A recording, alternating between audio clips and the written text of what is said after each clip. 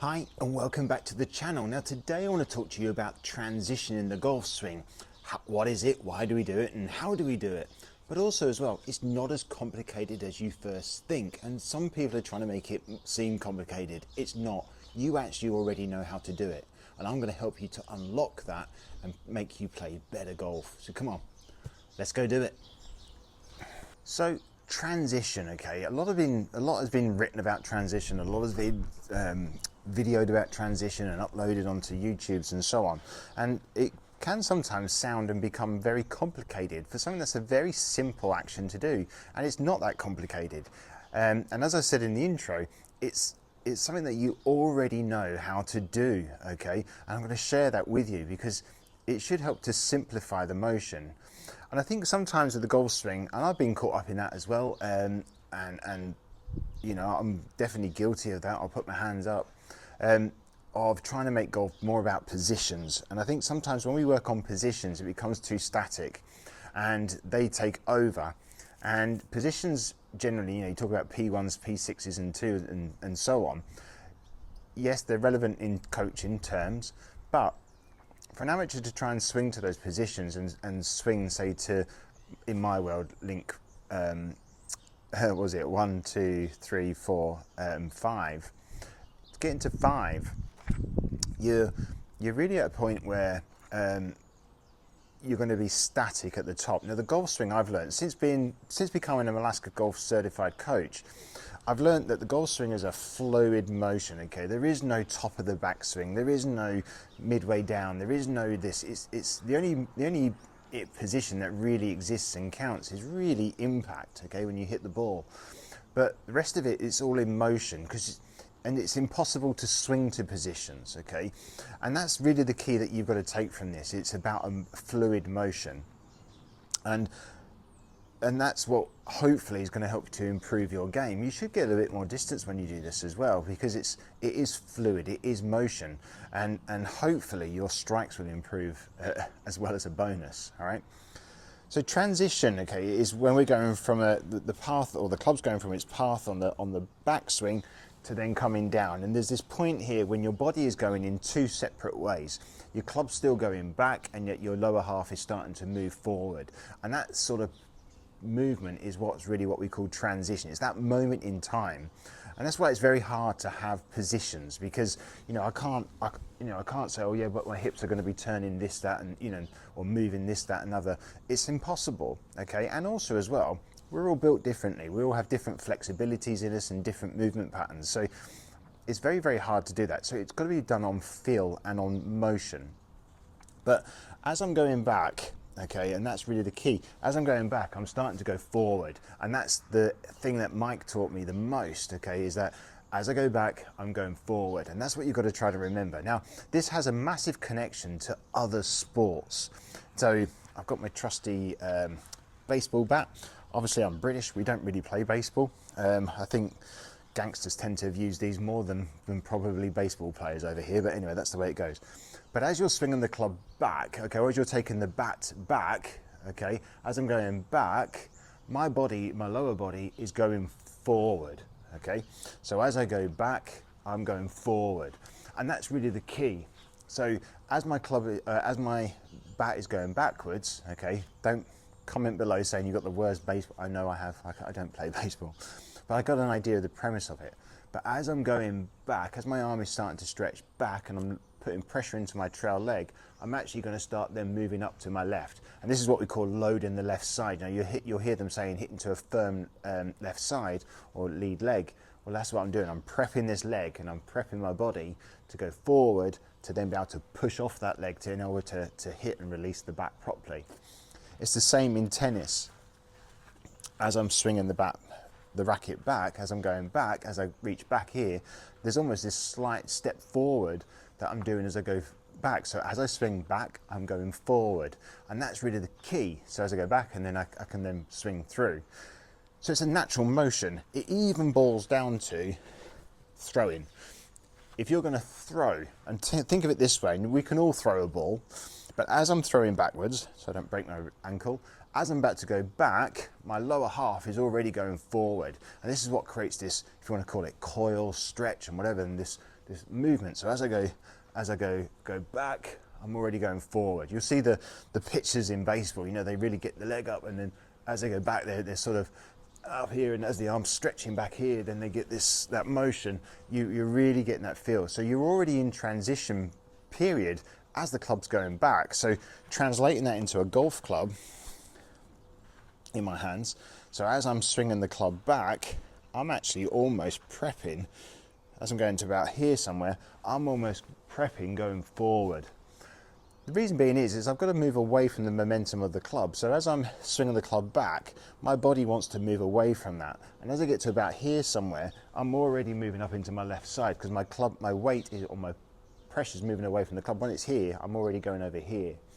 So that's the feeling we've got to try and get, because then from here I can then push back away as well. So moving pressures or moving your body correctly is really important, but feeling that transition is crucial in order to play good golf. It really is. So really feeling that as the club's going back, I'm going left, is really a crucial thing. What we see a lot of amateur golfers do is they think, right, okay, I've got to get to the top of the swing, hold it, check it, yeah, and then go. Okay, there's lost all that fluid and motion. You're never going to do that. You know, you can't. Okay, maybe you can do a practice drill of swinging up top and hit. Okay, but you're never going to create that fluid motion that you really need. Okay, so the golf swing is a fluid action. It moves. So as I'm going back, I'm going forward. Okay, more the lower half than anything else. So the lower half, as the right hip's going back, it's pushing away from the club as well at the same time. So as I'm going back, I'm going forward. Okay, and that's what creates this stretch, this coil, and really gets the club head gathering more speed, and it also helps to swing it on the right path as well. So it helps to shallow the club, as we would say. So transition, you already know how to do.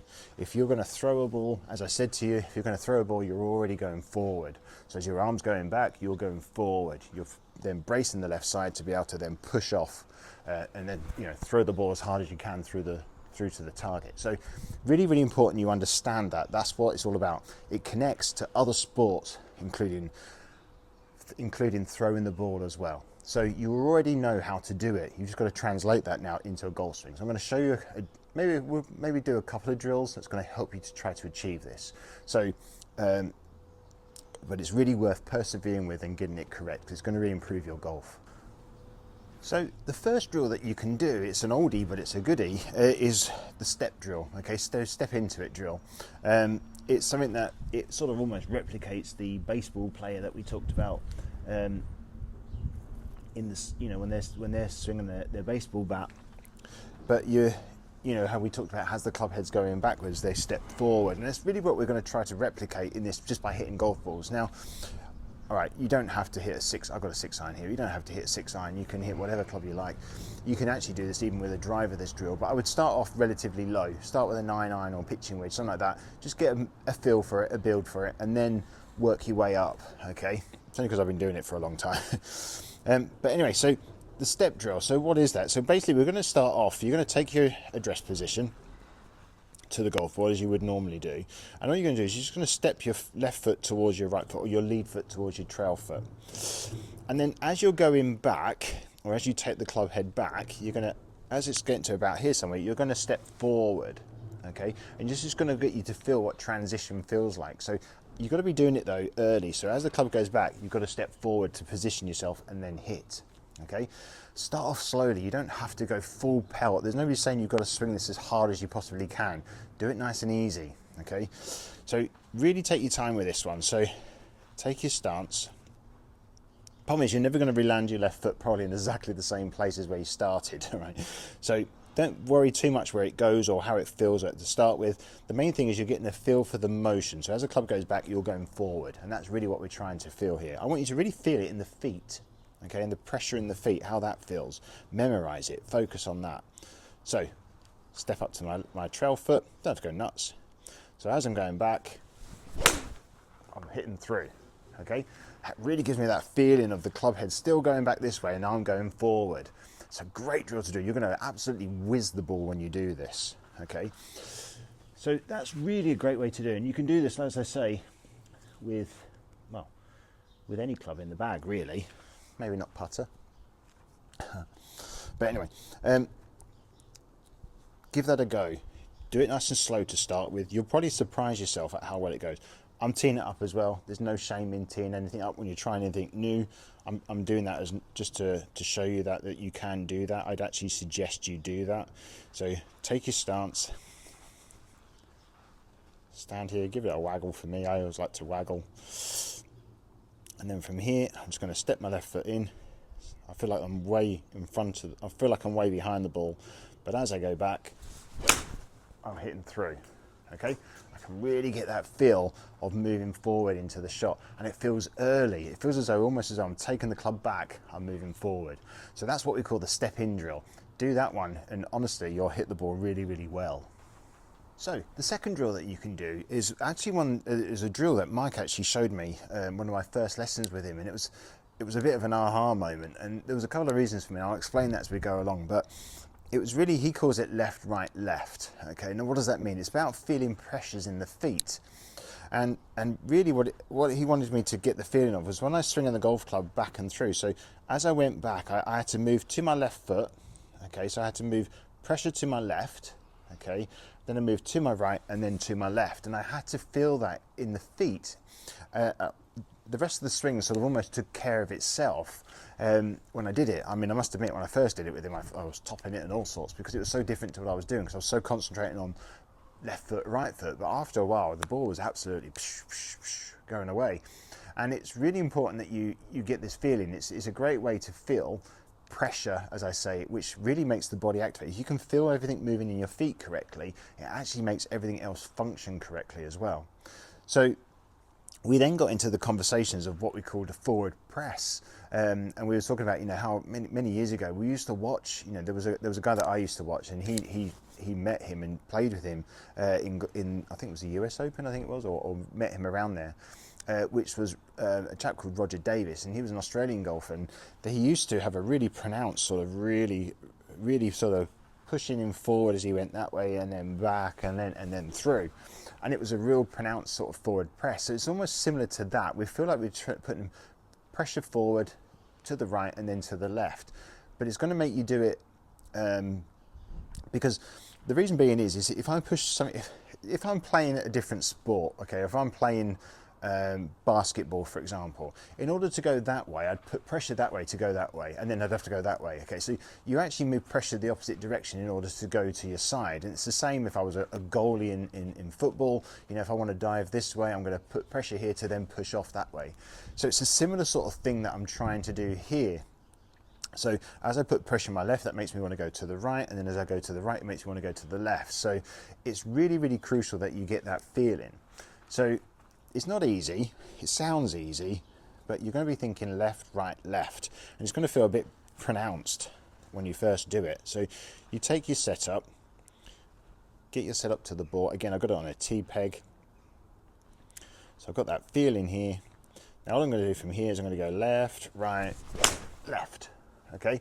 And I can really feel it. Now, sometimes for me, I'll say it out loud, like I just did there, left, right, left. And it's crucial that you get that feel. So I'm going to go left, right, left. And I'm almost moving left. And I'll tell you the aha moment for me that I had in a minute. So just going to do that one more time. So I'm going to go left, right, left. Okay? And I get that real aha moment there. So the aha moment for me was I'd always struggled clearing this left hip out the way, and yes, it was a bit mechanical more than anything else, but it was because I never had enough time. And what that meant was as I was pushing back and as I was getting to here and I was pushing forward, I'd already loaded my left side up so that when I was coming down, I had all the time in the world to clear that left side out the way. So I'll try and do it this way. So as I was going back and as I'm starting to go, I'm moving up into my left side, but I had all the time from here to when the club coming back down to then start to push that left hip out the way. So, and it was like, why have I never done that before? Okay, because if I was going to the top of the swing stopping, I've just shortened that moment of time. Remember, the golf swing's only a couple of seconds long. I've just made that even smaller, that period then, to try and clear the hips. And I have to try to almost rush it in order to do it, unless then dumps the club behind me and so on.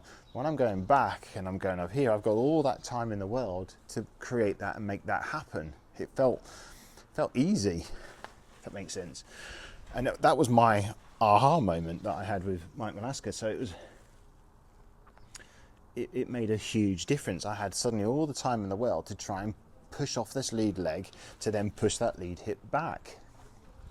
It was a timing issue, really, more than anything else. So I'm really feeling that motion.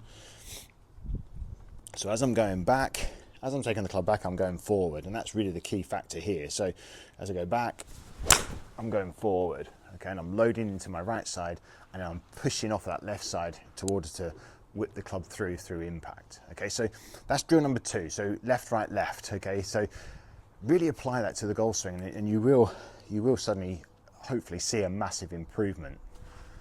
So there you have it. That's how to transition, okay? And it's something, like I said to you, you already know how to do it. Throw a ball. You'll instantly learn how to transition properly in a golf swing. It's not that complicated. Anyway, I hope you enjoyed that video, and I hope that you've learned something from it. If you have any questions about it, please drop a comment below. The interaction with you, I love interacting with the comments, and I get some really great questions on there, so thank you, and I appreciate that. But anyway, thank you for watching. Please remember to like, subscribe, and to share this video, and I'll catch you next week.